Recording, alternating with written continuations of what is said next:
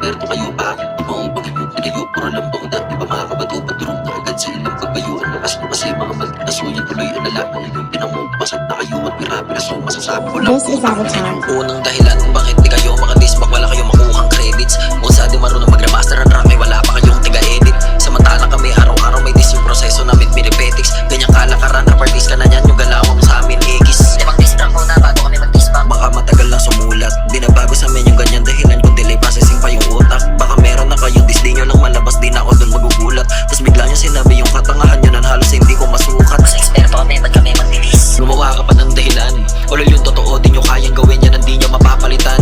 Kayo na nga lang yung magkakagrupo kayo pa nagkagamitan. Pagtalikod magtitirahan yung galawan nyo puro lang kabadingan. Nasa likod nyo na nga lang yung katotohanan, di pa magawang lingunin. Pinapaikot lang kayo ng isang babae na parang isang inumin.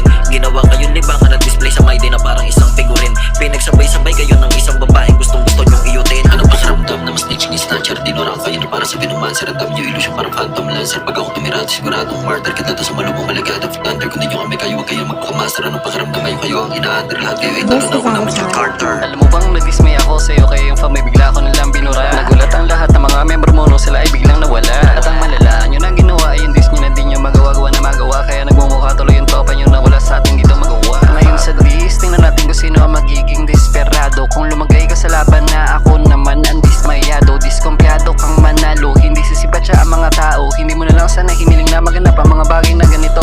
Para di ka mukhang nakakahiya sa mga makikinig na tao. At hindi ko alam kung bakit ganyan yung leader na mag-isip.